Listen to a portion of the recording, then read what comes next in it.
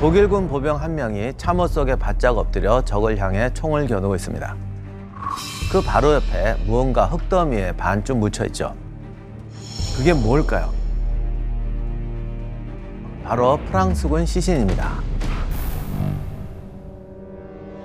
제대로 장례조차 치르지 못한 시신들이 아무렇게나 방치되어 있는 이곳은 바로 1916년 베르덩 전투가 한창 치러지고 있는 보요새입니다.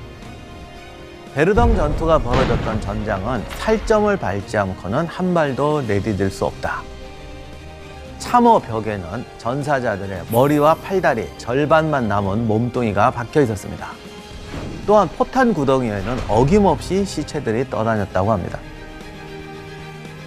베르덩 전투는 승리를 위해 적의 병사를 모조리 소모시키는 역사상 가장 참혹한 소모전이자 병사들을 말 그대로 총알바지로 만들며 10개월 동안 약 70만 명의 사상자를 낸 단위 면적당 가장 많은 사망자를 낸 전투입니다.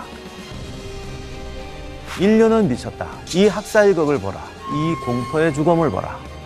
지옥도 이 정도로 끔찍하지는 않을 것이다.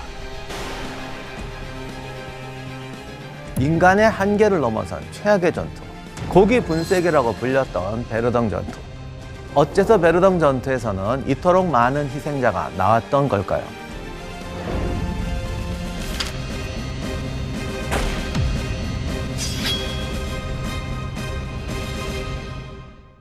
안녕하세요. 세상의 모든 전쟁사를 읽어드리는 전쟁사 읽어드립니다의 역사학자 임용환입니다. 1914년에 시작된 1차 세계대전은 마른강 전투 이후에 참호전으로 변합니다. 참호는 난공불락의 요새가 되었고 철조망과 대포의 화망을 지나 기관총에 쓸려 나가는 돌격이 반복됩니다. 이런 돌격 전투는 수비 측에게 절대적으로 유리했습니다. 특히 프랑스는 개활지가 많아서 기관총 2정의 십자 화망만 설치하면 180m 이상의 공간에 일개 중대든 얼마든지 커버할 수 있었다고 합니다. 원래 1차 세계대전은 기동전으로 기획이 됐습니다. 그런데 독일 측이 실펜 계획의 실패로 돌아가면서 프랑스를 굴복시키지 못했고 전쟁이 끝날 기미가 보이지 않자 승리는 없고 패배나 실패만 있는 전쟁이 지속되게 됩니다. 그러면 도대체 어떻게 해야 전투에서 승리를 거두고 전쟁을 승리로 이끌 수 있을까 고민하게 됩니다. 이때 독일군 총참모장 에리 폰 팔켄하인이 지난 2년 동안의 전투를 복기해 봤습니다. 그런데 여기서 팔켄하인이 중요한 교훈을 하나 얻어냅니다. 아, 이 전쟁은 수비가 가성비가 높구나. 공격을 하면 죽어. 그러니 이기는 건 수비야. 수비가 이기니까 전쟁이 안 끝나. 다만 이런 오해는 하지 말으셔야 되는 게 수비도 공격을 하고 공격도 방어를 하는데 전체적으로 수비라는 전략을 택해가지고 지지 않는 거지 이길 수가 없잖아요. 그런데 팔켄하인이 수비로 이길 수 있는 전략을 찾아보자라고 착안을 한 겁니다. 그리고 뜻이 있는 곳에 길이 있다고 수비로 이길 수 있는 방법을 찾아냅니다. 프랑스군을 한 곳으로 유인해서 미친 듯이 공격하게 만드는 겁니다. 그리고 우리가 강력한 수비 대응으로 쓸어버리면 결국 프랑스군이 전멸하게 될 거고 프랑스군이 더 이상 병력이 남아나지 않으면 항복할 것이고 이렇게 전쟁을 끝낼 수 있다. 한마디로 전쟁의 역량, 즉 병력을 소모시키고 국민의 전쟁 의지를 꺾어버리면 승리한다.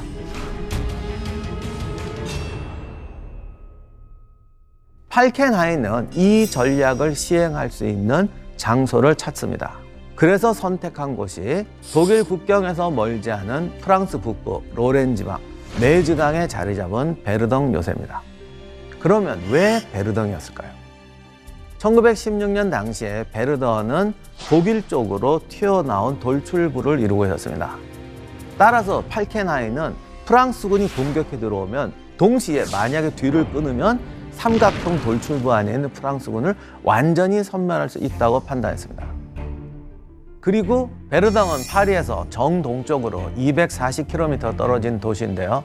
이곳은 과거 5세기에 훈족 아틸라가 침공했을 때도 그들을 막아냈던 요새 도시였고 서기 843년 베르덩 조약이라는 걸 들어보신 적이 있을 겁니다.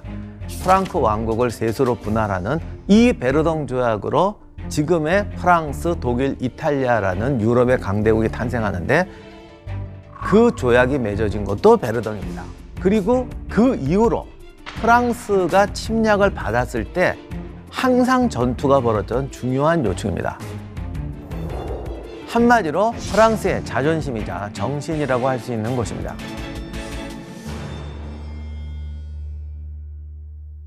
프랑스가 가장 중요하게 여기던 전략 요충입니다.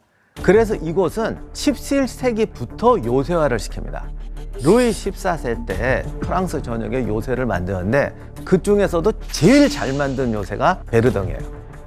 중세 요새의 독특한 구조에다가 대포를 막을 수 있는 강력한 콘크리트 공법을 결합해서 만든 요새입니다.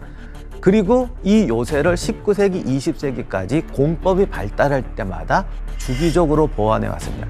이런 요새가 베르덩에 무려 큰 요새가 10개, 작은 요새가 20개 된다고 할 정도로 베르덩 주변에 쫙 깔려서 강력한 방어망을 구축하고 있었습니다. 이처럼 중요한 곳이었기 때문에 독일이 공격해서 베르덩을 차지하면 프랑스군은 분명히 이걸 탈환하기 위해서 덤벼들겠죠. 그러면 독일군은 이 돌격을 기다렸다가 수비의 이점을 살려서 프랑스군을 모두 섬멸해서 전쟁을 끝내겠다라는 게 독일의 계획이었습니다. 팔켄하이는 비망록에 우리가 목적을 달성하든 달성하지 못하든 프랑스군은 자발적으로 후퇴할 일이 없을 것이므로 피를 남김없이 흘리고 죽게 될 것입니다 라고 썼습니다.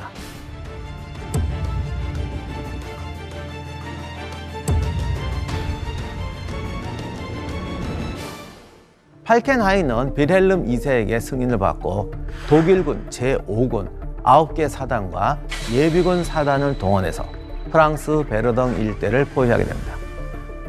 독일군의 계획은 프랑스군의 공격을 유도하는 것이었죠. 그러니까 먼저 요충을 점령해야 됩니다. 그런데 이게 베르덩이 워낙 엄청난 요새니까 공격하다가 독일군이 섬멸당할 수도 있습니다. 이 자체도 쉽지가 않으니까 그 요새를 점령하기 위해서 완벽한 기습과 획기적인 전술로 초반 러쉬를 준비하게 됩니다. 독일군이 생각했던 비밀 무기는 대포였습니다. 포병 화력으로 적진을 초토하고 단숨에 요새를 점령한다는 새로운 발상을 하게 됩니다. 1916년 2월 21일 아침에 독일군이 베르덩에 집중 포격을 시작합니다. 전선에서 32km 떨어진 곳에 무려 1200문의 대포와 2500만 발의 포탄을 준비합니다.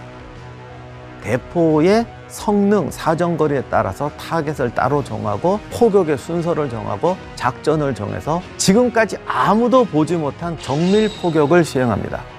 그것을 위해서 포탄을 얼마나 많이 쌓아놨는지 습석에 발을 디딜 자리가 없었다고 합니다. 이렇게 시작된 포격, 최초의 포탄은 1000년의 역사를 가졌던 베르덩 성당을 마치면서 시작합니다. 그리고 무려 9시간 동안 베르덩을 지키는 프랑스군과 주변에 있는 요새들 위로 포탄이 빗발처럼 쏟아지면서 베르덩은 아수라장이 됩니다. 부아데 코르라는 곳 한 곳에만 무려 8만 발의 포탄이 떨어졌습니다. 당시 프랑스 병사들이 프랑스군 한 명당 대포 하나를 할당한 것 같다고 말할 정도로 좁은 공간에 어마어마한 집중 포격이 시작됩니다.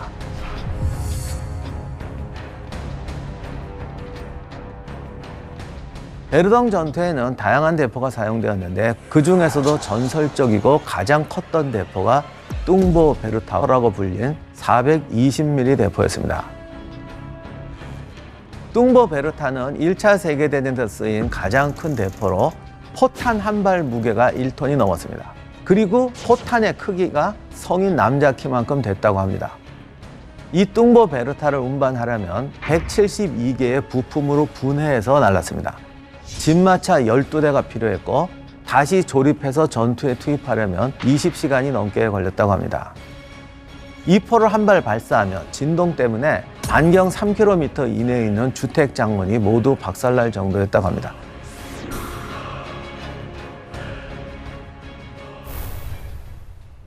베르덩 전투는 대포의 전쟁이라고 해도 과언이 아닙니다. 참호에 있는 병사들을 대포로 쳐서 없애버린다는 게 목표였어요. 계속 포를 때려서 참호벽을 깎아내서 죽인다는 전략이었습니다. 이게 우연히 된 게 아니라 그런 작전이었어요. 그래서 한 번 포탄이 떨어지면 30cm, 50cm가 깎여 나간단 말이에요. 그렇기 때문에 참호 속에 있다가 흙에 매몰돼서 죽은 병사가 더 많았다고 합니다. 프랑스군 장교는 독일군의 집중 포격에 참호에서 6일을 보내면서 끔찍한 집중 포격 아래서 비좁은 참호 말고는 몸을 피할 만한 곳이 전혀 없었다. 그나마 마지막 이틀은 차가운 진창에 처박혀 지냈다. 나는 175명과 함께 그곳에 도착해서 34명을 데리고 돌아왔다.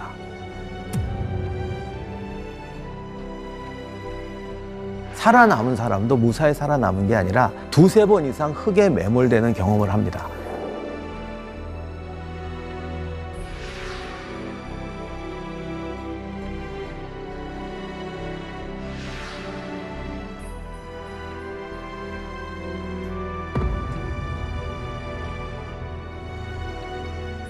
더 이상의 묘사는 상상할 수 없을 정도입니다.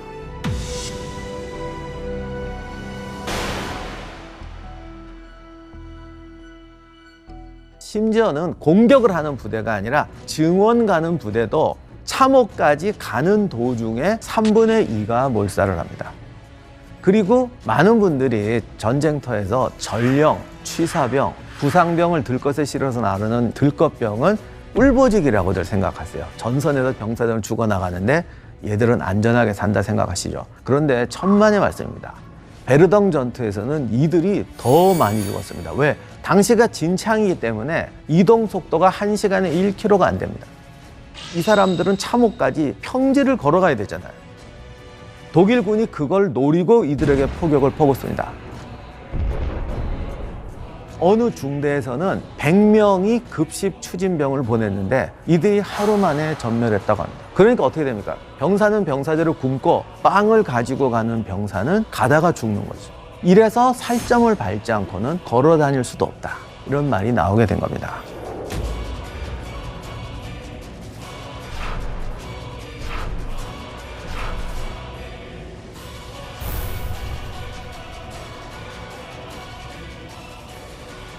그런데 베르덩 전투에서는 또 하나의 끔찍한 무기가 탄생합니다.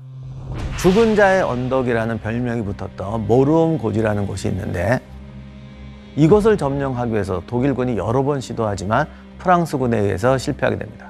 그러자 독일군은 이 난관을 극복하기 위해서 역사상 최초로 화염방사기를 등장시킵니다.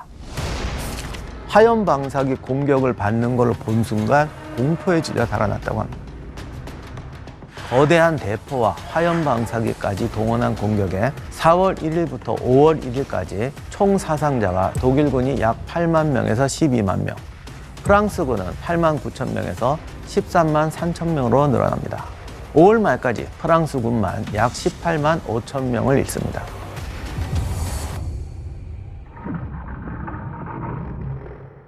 대포와 화염방사기가 끝이 아닙니다. 더 무서운 무기가 등장하게 되죠.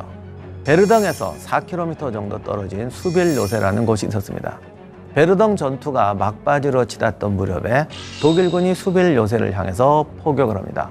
프랑스군이 이렇게 보니까 이상하게 포탄 떨어지는 소리가 들리질 않아요. 당시에는 불발탄이 굉장히 많았기 때문에 병사들이 좋아했다고 합니다.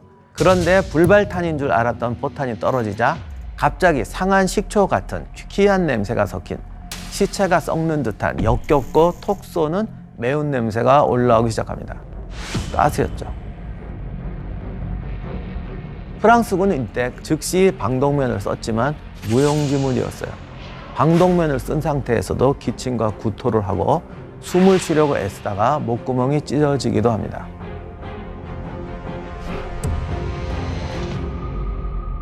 전선에 방독면이 보급되자 독일 과학자들이 지난 몇 달간의 새로운 제조법을 실험해서 프랑스군 방독면으로는 일부밖에 막을 수 없는 새로운 독가스를 생산했던 것입니다.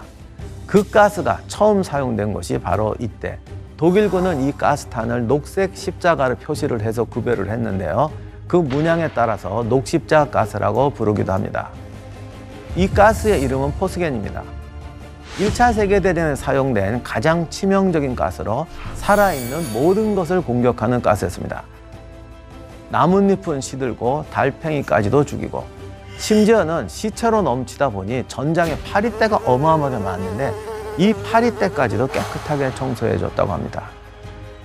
갑자기 밀려든 포스겐 가스 공격에 프랑스군은 혼동에 빠졌고, 그 와중에 수빌 요새를 빼앗기게 됩니다. 프랑스 공식 전쟁사는 1916년 10개월 동안 베르덩에서 입은 손실을 37만 7,231명이라고 기록합니다. 그 중에서 16만 2,308명은 전사나 행방불명입니다. 그리고 같은 기간 동안 독일군이 입은 손실은 33만 7천 명입니다. 당시에 독일군 명부에 따르면 사망자와 행불이 10만 명이 넘습니다. 결국 프랑스와 독일 양측 사상자를 합치면 70만 명이 넘는 어마어마한 수가 됩니다. 베르덩 전투 직전, 그 직후 베르덩 전장의 사상자까지 다 하면 프랑스군과 독일군의 총 사상자는 사망 42만 명, 부상을 입거나 가스 중독을 겪었던 병사가 80만 명, 다 합치면 거의 125만 명이 됩니다. 지금 우리나라 정규군의 2배입니다. 솜무강 전투가 베르덩 전투보다 더 많은 사상자를 내긴 했습니다. 그러나 참전한 병사 대비 사상자 수를 보면 1차 세계대전의 모든 전투 중에서 베르덩 전투가 더 많습니다. 전장 면적 대비 사망자 수도 가장 많습니다. 제1차 세계대전의 축소판이라고 할 수 있는 것이 베르덩 전투입니다. 팔켄하인의 말려 죽이기 전술은 프랑스군에만 해당한 것이 아니라 독일군 그리고 베르덩에 있는 모든 것을 말려버렸습니다. 아직도 베르덩에는 당시에 발사된 불발탄이 무려 1,500만 발이나 남아있다고 합니다. 그래서 지금도 접근 금지 구역이 많다고 합니다. 전쟁이 일으킬 수 있는 모든 실수와 가혹함과 잔혹함이 모두가 녹아 있습니다. 그 모든 것이 집약되어 있던 것이 베르덩 전투입니다.